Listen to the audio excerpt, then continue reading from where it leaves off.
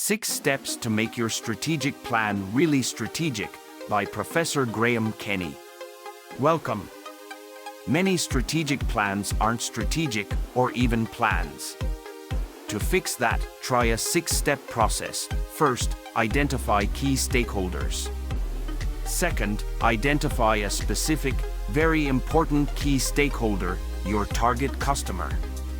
Third, figure out what these stakeholders want from you. Fourth, figure out what you want from them. Fifth, design your strategy around these requirements. Sixth, focus on continuously improving this plan.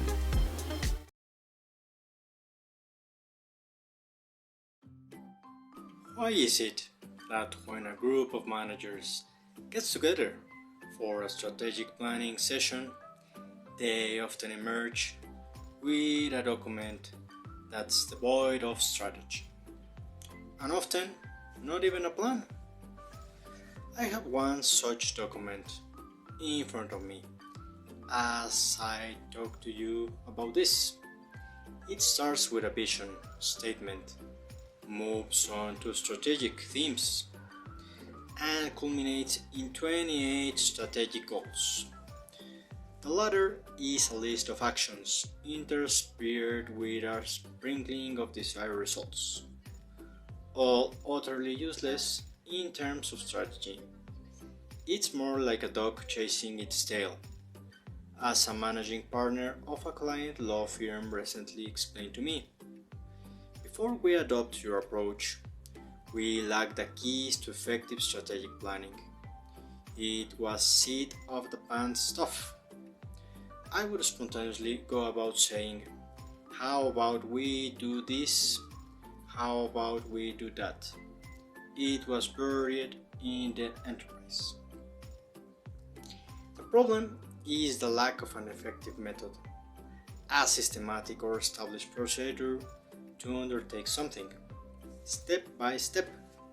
But methods can be learned. I led you on the 6-step technique I have developed over many years working with diverse clients and teaching public seminars on strategic planning and performance management. Step 1 is to recognize your dependencies. An example, your key stakeholders. You may think that this will be easy, and in a small business, like a convenience store, it is initially. Customers, employees, suppliers, and owners. But then you became aware that some of the employees are also owners, and the complexity grows. The trick is to identify stakeholder roles. The same group of stakeholders can occupy more than one role. Take the example of a dairy cooperative I worked with recently. It was a national distributor of milk and other dairy products, and in it, farmers occupied 2 roles. We described as farmers as shareholders and farmers as suppliers. Its other key stakeholders were distributors, customer retail, customer industrial, food service, consumers, and employees. Once you get the naughty key stakeholder problem sorted out, you can move on, but not too fast. An essential second step, and one that I've been guilty of not stressing enough with other clients, comes with the word target. It's vitally important to identify your target customer, your key stakeholder customer, before moving forward.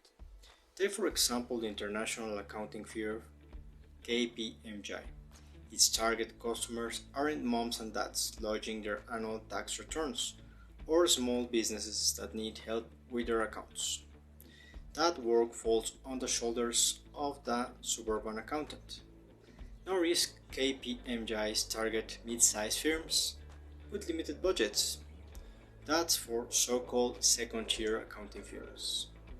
No, KPMG targets large corporates and big governments. Isolating the target customer has massive implications, including in other stakeholder groups.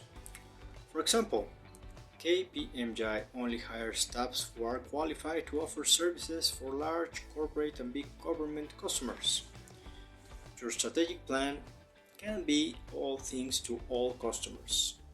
So take your time here to clearly define your target customer, KPI customer.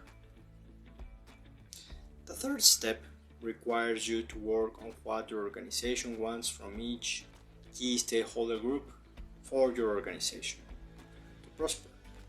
For some managers, this seems initially like putting the cart before the horse. The reason?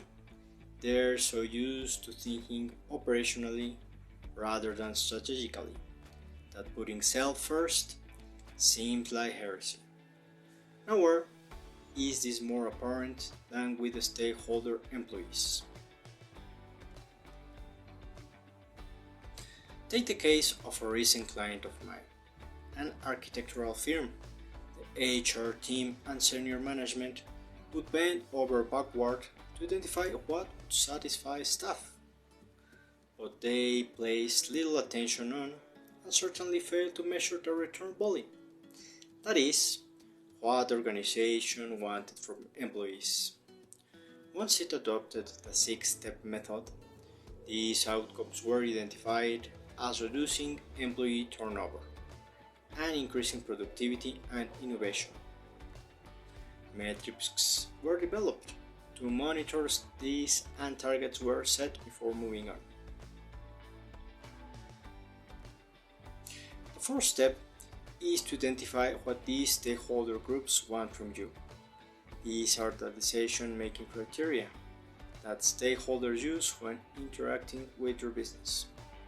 For example, these might include the factors influencing the decision to purchase from you, customers, work for you, employees, supply to you, suppliers, or invest in you, shareholders.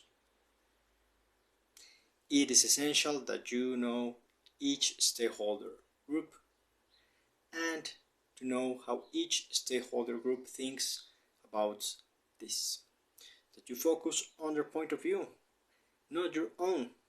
This can come from a variety of sources, including in-depth interviews of stakeholders, listening to stakeholder stories about their experience with you and the competition, feedback via your complaint and suggestion systems, focus groups, and even casual conversations with stakeholders.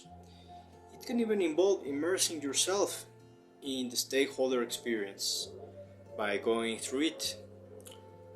For example, the senior executives of an airline might travel at the back of the plane to get a feel for what economy passengers experience. For example, at a manufacturer of specialized air conditioners for computer rooms, customer service, as you expect, meant handling inquiries and dealing with complaints. But research showed that customer service had additional dimensions in the minds of their customers, namely technical support, pre and post sale, getting to grips with the full extent of the customers and their expectations led to the insight that drove the company's strategy. Strategy design. Your fifth steps involve deciding what your organization positions will be on the identified strategic factors for each key stakeholder group. This is shaped by the objectives you've set for your organization and the knowledge you've gleaned about your stakeholders. Current and future needs on strategic factors. This is where focus, again, delivers in spades. I assisted a small bank, that decided that its target customer was commercial family farms. This ruled out large corporate farms and hobby farms. It then built a strategy based on these customers' opinions. It went further to co-create with farmers its position on product range, customer service, and price to drive revenue and profitability. Stakeholders can be great strategists. Tap them in designing strategy.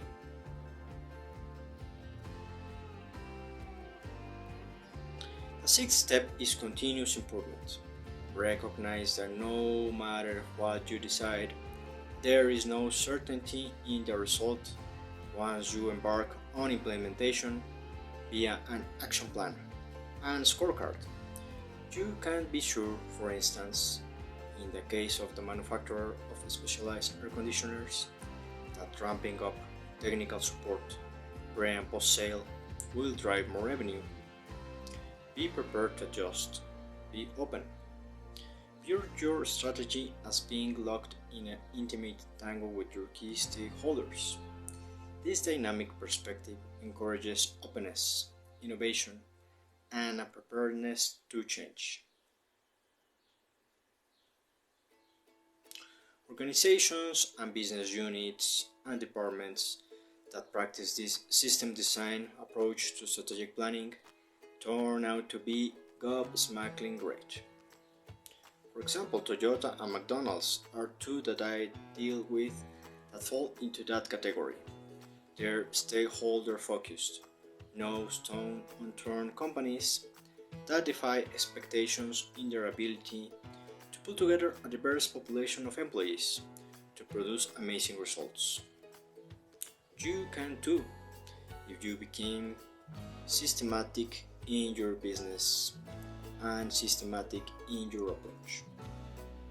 Said this, my friends and future managers and future strategic planners, I hope that this sixth step is clear.